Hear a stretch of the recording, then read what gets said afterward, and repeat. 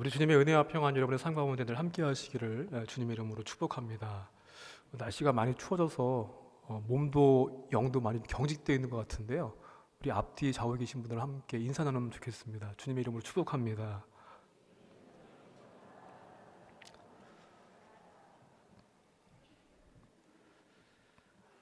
초등학교 시절의 기억입니다. 선생님 말씀을 하신 것이 지금도 기억에 남는데요. 저는 그 말이 좀 이해가 되지 않더라고요. 무슨 말씀을 하셨는가 하면은 앞으로 너희들이 어른이 되고 시간이 지나게 되면은 돈을 주고 물을 사 먹을 날이 올 때가 있다. 그 말씀하셨어요. 초등학교 때인데 돈을 아깝게 왜 돈 주고 물을 사 먹을까 의아해했습니다. 그때가 아마 환경 오염에 대한 이야기를 하셨던 것 같아요. 그러면서 또 하시는 말씀이 그래도 희망이 있는 것은 우리 인간의 진보, 발전, 그래서 과학기술 그 힘이 조금 희망이 되지 않을까 그런 말씀을 하시면서 앞으로는 전화통화를 할 때도 얼굴을 마주보면서 통화할 때가 있을 거다 그렇게 말씀하셨습니다. 그게 가능할 수 있을까 그런 생각이 들었거든요. 근데 영화 써니를 보니까 그 내용이 거기에 대사로 나오더라고요. 보신 분들 기억이 나실지 모르겠는데요. 1986년 두 여고생이 라디오 방송을 들으면서 대화를 나눕니다. 극 중에서 미래에는 전화를 가지고 다니며 서로 얼굴을 보면서 통화를 할 수 있대. 웃긴다. 그럼 물도 사 먹는 시대가 오겠다. 그러면서 여고생들이 까르르 웃는 그런 장면이 있습니다. 자신들의 상상이 너무 허황되다 뭐 그런 이야기죠. 그런데 30년, 40년도 안 돼가지고 지금 그게 그대로 이루어졌잖아요. 그렇죠? 돈 주고 물을 사 먹기도 하고 영상통화가 돼가지고 우리나라뿐만 아니라 전 세계 어디서든지 실시간으로 이렇게 마주보면서 대화를 할 수 있습니다. 이처럼 우리는 미래를 알 수 없는 그런 어려운 시대를 살고 있습니다. 30년, 40년이 아니라 3시간 뒤, 아니 1시간 뒤도 알 수 없는 것이 우리들 아닙니까? 사람들이 염려하고 불안해하는 것은 무엇 때문인가 하면은 미래를 알 수 없기 때문이라는 것이에요. 예측할 수 없기 때문에 어렵습니다. 누구든지 우리의 삶이 녹록치 않은데요. 내 능력, 내 생명도 한계가 있습니다. 그래서 도저히 내 힘으로는 감당할 수 없는 그런 상황을 맞닥뜨리게 되고요. 또 정치, 경제, 사회, 문화 여러 분야에서 미래를 알 수 없는 그런 일 때문에 걱정과 불안이 있죠. 이러한 시대를 살아가고 있는데 우리는 어떻게 살아가야만 하겠습니까? 오늘 말씀을 통해서 믿음의 교훈을 받기를 원하고요. 불안한 시대에, 염려하는 시대에 하나님의 평안을 얻을 수 있는 우리 모두가 되시기를 주님의 이름으로 축복합니다. 예수님 당시에 유대인들의 종교 지도자들은 바리새인들이었습니다. 이들은 예수님을 강력한 자신들의 경쟁자로 여겼습니다. 그래서 어떻게 하면 공격할 수 있을까 엿보고 있던 차에 기회가 왔습니다. 오늘 마태복음 12장에는 두 가지의 이야기가 소위 안식일 논쟁이 기록되어 있는데요. 안식일에 예수님 일행이 밀밭을 지나가시다가 예수님의 제자들이 배고파서 밀밭 있는 그 이삭을 잘라서 먹었습니다. 그것을 보고서 안식일 노동 금지법을 어겼다 비판하면서 정죄합니다. 또 예수님께서 안식일 날 회당에서 손 마른 사람을 고쳐주시는 이적을 행하셨는데요. 그 역시도 마찬가지로 안식일에 노동을 해서는 안 된다고 하는 그런 안식일 규정을 어겼다고 정죄하고 비판합니다. 이 논쟁을 통하여서 바리새인들은 예수님을 죽이려고 했습니다. 그런데 예수님은 그들과 상대하지 않으시고 그들 곁을 떠나셨습니다. 그때 사람들이 예수님을 따라오게 되었는데요. 따라온 사람들의 병들을 고쳐주시는 사건, 그리고 나서 이 일을 아무에게도 말하지 말라.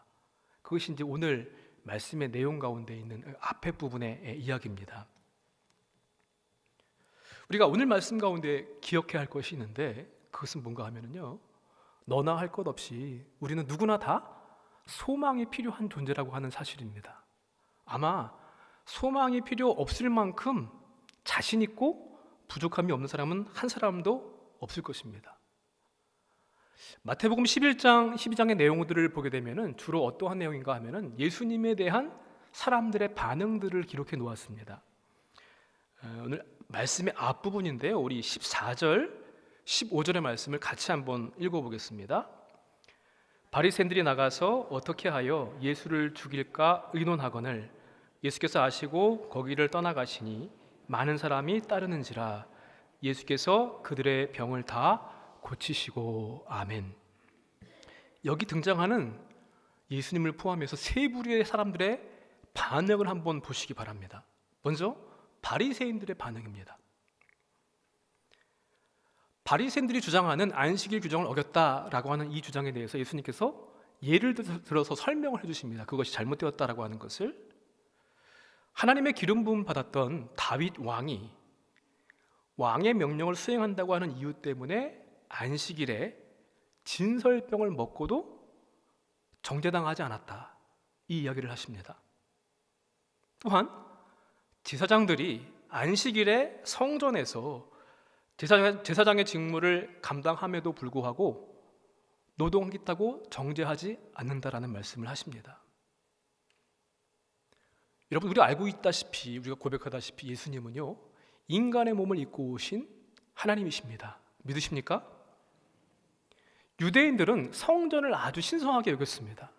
그래서 그 성전 안에서 제사장들이 안식일에 여러 가지 제사라든가 그러한 일을 행하는 것은 안식일 규정을 어기는 것이 되지 않습니다. 성전 안에서 그 일을 행하기 때문에. 그런데 예수님은 성전보다 크신 분이라는 겁니다. 안식일 규정을 정하시는 분이시고요, 해석하시고 집행하시는 분이십니다. 그러므로 성전보다 크신 예수님께 속한 제자들은 이삭을 잘라 먹었다고 해서 그것이 정죄받지 않는다는 것입니다. 더불어서 병을 고치신 예수님의 그 사역 또한 문제가 없는 행동이었습니다. 여러분, 시골 텃세 방지법이라는 법을 알고 계십니까? 알고 계세요? 이게 법안으로 만들어지긴 했는데요, 법제화되진 않았습니다. 21대 국회에서 폐기되었는데, 짐작하실 수 있다시피 새롭게 귀농한 사람들이 기존의 시골 사람들한테 이 불이익을 당하지 않도록 보호하는 법이 시골 텃세 방지법이랍니다. 여러분, 이게 법안으로 만들어질 정도라고 한다면은 적지 않은 수가 시골 사람들이 텃세를 부리는구나 라는 것을 우리가 짐작해 볼 수 있는 부분이기도 한데요, 바로 바리새인들이 꼭 그랬습니다. 내가 지금 가지고 있는 기득권, 종교적인 기득권, 사회적인 명망, 또 존경을 받는 것, 거룩한 권위, 이것을 자기들끼리만 독점하고 싶었습니다. 논리적으로도 예수님과 논쟁이 되지를 않습니다. 그래서 이러한 가지고 있던 기존의 관념들, 경건에 대한 이러한 권위, 명예, 이것이 훼손된다고 느끼는 순간 예수님을 죽이려고 했습니다. 그들에게 소망은 뭡니까? 내가 가지고 있는 기득권, 명예, 권위, 이게 바로 그들한테는 소망입니다. 당신을 죽이려고 하는 바리새인들을 떠나서 예수님은 다른 곳으로 가셨습니다. 그때 예수님을 따라갔던 사람들이 있습니다. 오늘 15절 말씀을 보니까요, 이 사람들은 아마도 병을 고치기 위해서 예수님을 따라갔던 것 같아요. 그래서 예수님께서 그들을 고쳐주셨다고 말씀하고 있거든요. 바리새인들이 도끼 어린 눈으로 어떻게 하면 저 사람을 죽일까 하는 그 예수님을 지금 이 사람들이 따라가는 겁니다. 이 사람들 역시 그 시선을 받아야만 했던 겁니다. 그런데 여러분, 이렇게 그럼에도 불구하고 예수님을 따라갔던 이유가 무엇 때문이에요? 간절한 소망이 있었는데 각자가 가지고 있는 병 고침을 받기 위해서. 그래서 그 따가운 눈총마저도 이겨낼 수 있었던 겁니다. 그런데 복음서들을 보게 되면요, 예수님을 따라갔던 많은 사람들의 대부분의 모습이 꼭 이와 같습니다. 내가 가지고 있는 문제들을 해결받기 위해서 예수님을 쫓아간 사람들이 대부분입니다. 오병이어의 기적을 체험했던 사람들이 예수님을 왕으로 삼으려고 했습니다. 왜냐하면 적어도 저분이 왕이 되신다고 한다면 먹는 문제는 걱정할 것 없겠구나 라는 기대감 때문이죠. 이렇게 예수님을 통하여서 자신들이 원하는 소망을 성취하기 위한 그들의 소망들은 각자가 다 달랐습니다. 병고침, 배고픔, 여러 가지 삶의 문제들, 이게 그들에게는 소망이었습니다. 근데 이때 예수님이 행하신 모습 여러분 보시기 바랍니다. 예수님은 바리새인의 흉기를 다 아셨습니다. 그래서 그들과 대거리를 하신 것이 아니라 그 자리를 피하셨습니다. 왜냐? 십자가를 지시기 위해서 해야 할 일들이 있었기 때문에 그렇습니다. 그들과 싸울 시간이 없습니다. 불필요한 에너지를 소모할 필요가 없었던 것입니다. 그리고 자신을 따라왔던 안타까운 사람들, 그들의 모든 병들을 고쳐주십니다. 왜냐하면 그분은 예수님께 소망은 무엇이었는가? 하나님께서 주신 사명, 십자가를 위한 한 걸음 한 걸음의 모든 과정들을 결코 잊지 않으셨습니다. 그리고 십자가를 통해서 생명을 살리시고 고치시는 일, 이게 바로 예수님이 가지고 계셨던 소망이었습니다. 여러분, 사람은 누구나 능력, 환경과 조건, 내 육신적인 제약들, 이런 것들 때문에 감당할 수 없는, 내 힘으로는 어쩔 수 없는 이런 일들을 만날 수밖에 없습니다. 또 정치, 경제, 사회, 이 나라와 민족, 세계 여러 가지 뉴스들을 보세요. 때로는 불안하고 분노가 일기도 하고 답답하기도 하고 그러지 않습니까? 그래서 우리에게는 다 소망이 필요합니다. 소망이 뭡니까? 가장 좋은 일에 대해서 기대하는 것, 그게 바로 소망입니다. 절망과는 반대되는 개념이죠. 그런데 이 현실의 불안정, 불완전, 이것 때문에 사람들은 모두가 다 소망을 품을 수밖에 없는데, 그 말을 뒤집어 말하게 되면 우리 현실, 삶의 모습이 그렇지 않기 때문에, 소망적이지 않기 때문에 그렇다는 것입니다. 그래서 오늘보다는 내일이 더 낫기를 원하고요, 내일보다는 그 다음 날이 더 문제도 없고 더 좋은 날이 되기를 다들 소망합니다. 사랑하는 성도 여러분, 우리가 소망을 가질 수밖에 없는 현실은 어떠한 것들이 저와 여러분에게는 있습니까? 때로는 미리삭을 잘라 먹을 수밖에 없을 것만큼 그렇게 경제적인 어려움과 육신의 피곤함, 배고픔, 지침이 있을 수 있습니다. 또한 차별, 손해를 감수하고서라도, 그럼에도 불구하고 너무 힘들어서 병고침을 받기 위해 예수님을 따랐던 그 사람들과 같은 절박함의 문제들이 각자가 있을 수 있습니다. 육신의 질병과 고통, 삶의 문제들, 이 사회, 이 나라, 민족, 세계를 보면 답답함과 안타까움과 분노와 슬픔도 있습니다. 이렇게 우리는 다 너나 할 것 없이 모두가 연약한 인생들입니다. 소망이 필요한 존재들인 줄로 믿습니다. 여러분, 이것을 깨달으시기를 바랍니다. 나는 이것이 필요 없다, 예수가 필요 없다, 그것만큼 어리석고 교만한 모습은 없습니다. 그런데 우리는 과연 어떠한 것에, 누구에게 소망을 두고서 살고 있습니까? 내가 품고 있는 소망이 정말 참된 소망입니까? 힘들고 어려운 삶의 환경 조건에서 절망하지 않고요, 또한 그릇된 소망을 쫓는 것이 아니라 말씀을 통하여서 참된 소망을 붙잡으시기를 바랍니다. 그 소망을 향해서 달려가시고 또 하나님 주시는 참된 평안을 누리시기를 주님의 이름으로 축복합니다. 또한 오늘 말씀 가운데 기억해야 할 믿음의 교훈은요, 우리는 소망이 필요한 존재인데 참된 소망은 어디에서 오는가? 참된 소망은 하나님께로부터 옵니다. 우리 15절과 16절의 말씀인데요, 다시 한번 함께 읽어보도록 하겠습니다. 예수께서 아시고 거기를 떠나가시니 예수께서 그들의 병을 다 고치시고 자기를 나타내지 말라 경고하셨으니. 아멘. 예수님은요, 당신을 따라온 사람들의 병들을 다 고쳐주셨습니다. 그러면서 말씀하시기를, 당부의 말씀을 하시는데요, 자기를 나타내지 말라.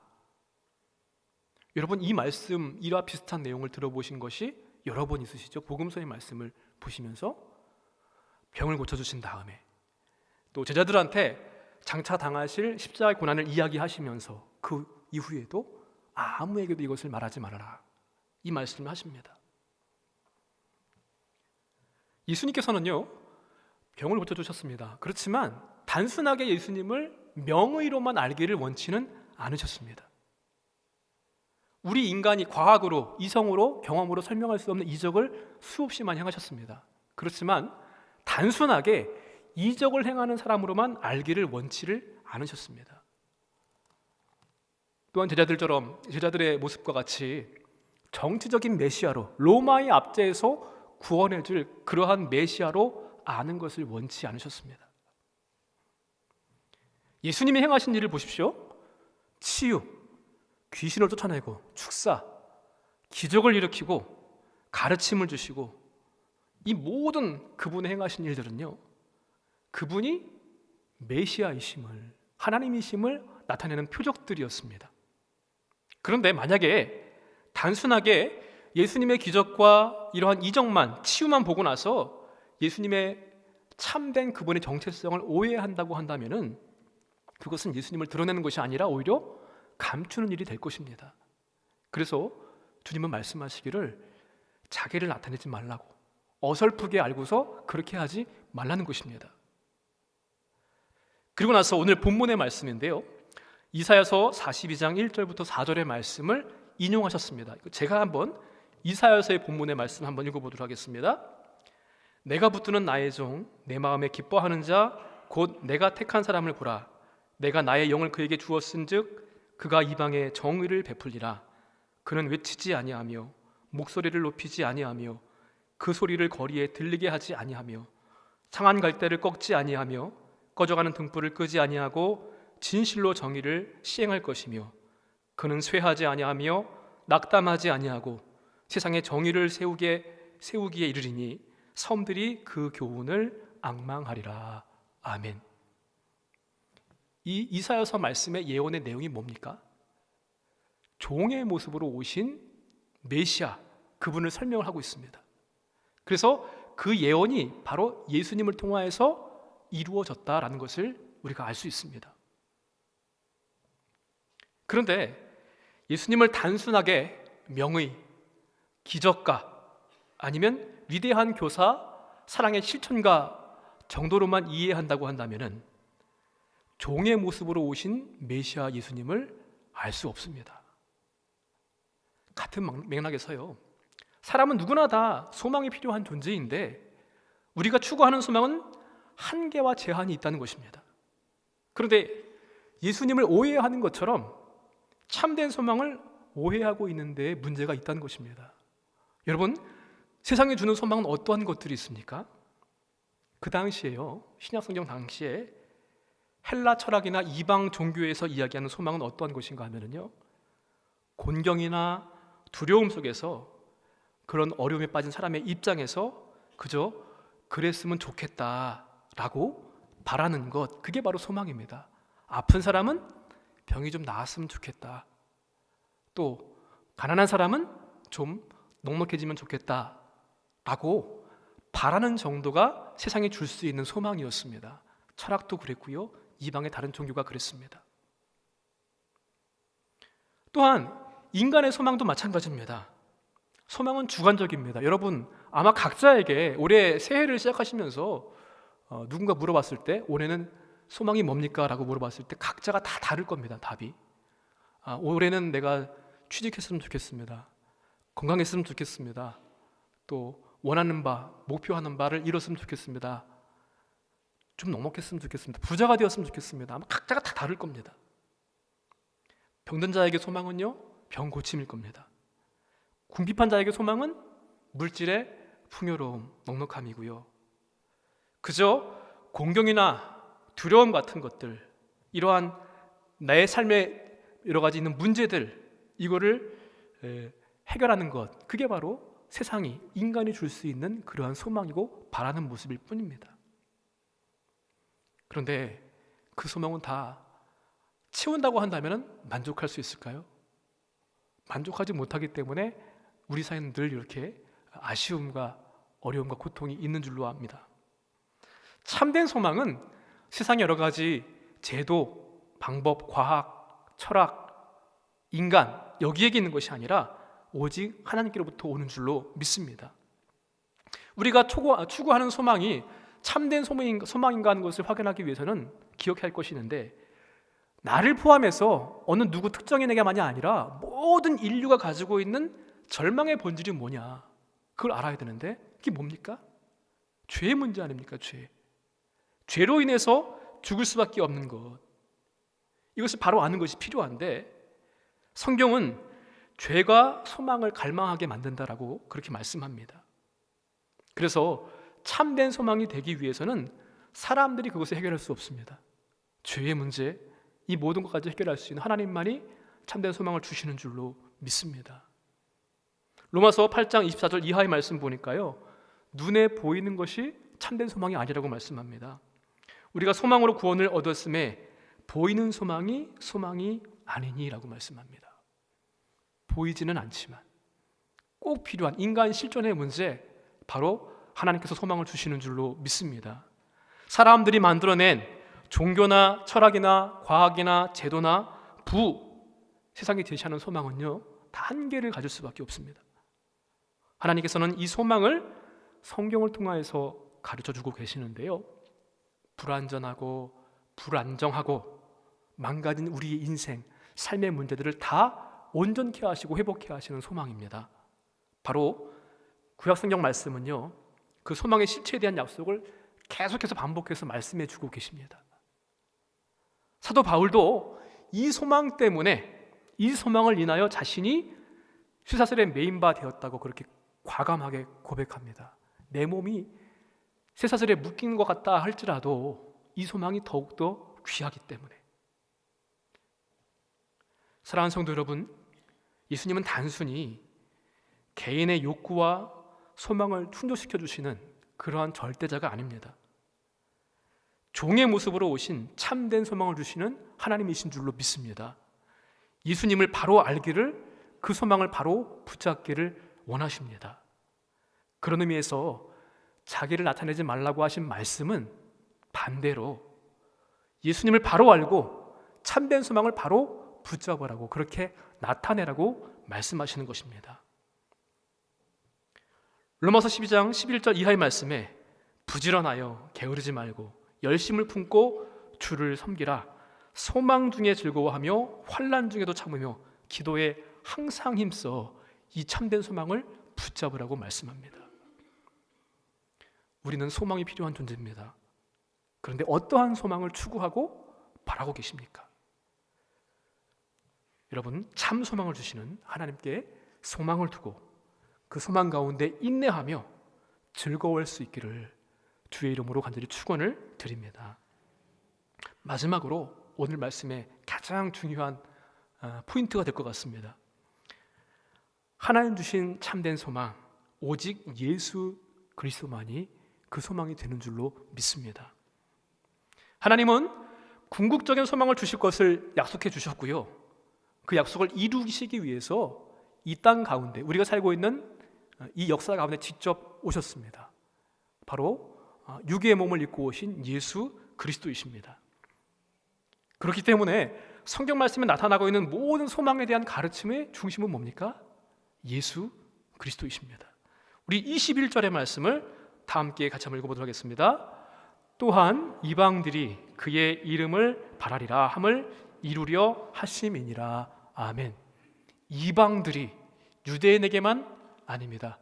예수 믿는 그리스도인에게만 아닙니다.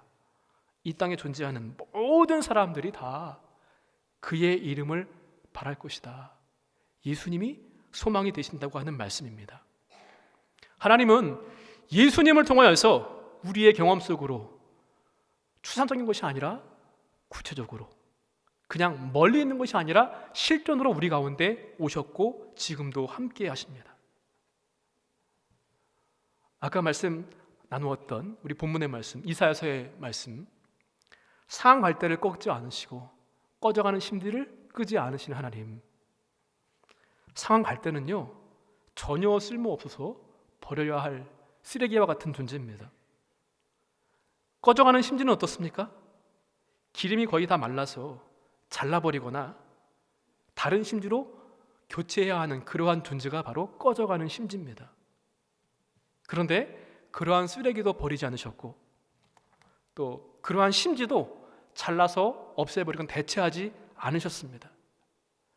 예수님이 치료하신 병자, 가난한 사람, 세리나 창녀와 같은 죄인들까지도 다 포용하시고 용납하여 주셨습니다. 삶의 그러한 실존의 문제에서.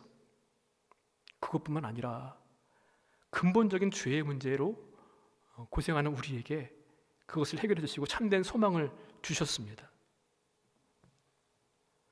단지 그랬으면 좋겠다, 그러길 바래 라고 하는 세상과 인간이 주는 소망이 아니라 영원한 소망, 참된 소망, 우리 주님이심을 믿습니다. 독일의 나치 수용소에서요, 수감됐다가 극적으로 풀려났던 네덜란드의 코리텐붐 여사라는 분이 있습니다. 많이 들어보신 분이실 텐데 이분이 생전에 이러한 말을 남겼습니다. 기차가 캄캄한 터널 속으로 들어가서 어두워졌다고 해서 기차표를 찍거나 기차에서 뛰어내리면 안 됩니다. 조용히 앉아서 기관사를 믿고 기다리면 잠시 후에 터널 밖 세상을, 밝은 세상을 볼 수 있습니다. 이렇게 이야기했습니다. 공포와 절망이 나를 둘러싼다고 할지라도, 염려와 근심이 나를 짓누른다고 할지라도 포기해서는 안 된다는 것입니다. 참된 소망을 빛 대신 주님께 두어야 한다는 말씀입니다. 우리 삶의 영원한 빛은 무엇일까요? 영원한 소망은 무엇일까요? 다윗은 시편 27편에서 고백하기를 여호와는 나의 빛이요 나의 구원이시니 내가 누구를 두려워하리요 여호와는 내 생명의 능력이시니 내가 누구를 무서워하리요 라고 고백하였습니다. 수많은 원수에 둘러싸여서 주변이 어둡고 고통스럽고 그렇게 느껴질 때에, 그렇지만 하나님이 계시기 때문에 두렵지 않다는 것입니다. 아무리 우리의 삶의 현실이 또 우리 인생의 길이 캄캄하게 보인다고 할지라도 빛만 있으면 그 길을 환하게 걸어갈 수 있습니다. 이 땅의 소망의 빛은 오직 주님이시기 때문에. 사랑하는 성도 여러분, 주님이 행하신 모든 그런 사역들, 가르치시고 고치시고 치유하시고 이 수많은 것들은 하나님의 나라가 이 땅에 이미 임한 증거입니다. 그분이 하나님이시고 그분이 참된 소망이심을 보여주신 그러한 사건들입니다. 우리는 소망이 필요한 사람들이고 그 참된 소망은 오직 하나님께, 특별히 그분이 보내신 예수 그리스도께 있음을 여러분 기억하시길 바랍니다. 우리의 삶의 자리에서 또 나라와 현실, 세계의 뉴스를 보게 될 때 답답하고 화가 나기도 하고 또 어찌할 줄 몰라 불안해하지 마시고요. 참된 소망, 그분을 붙잡으시길 바랍니다.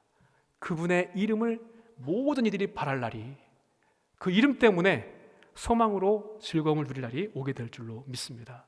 그러한 성도 여러분 되시기를 주님의 이름으로 간절히 축원을 드립니다.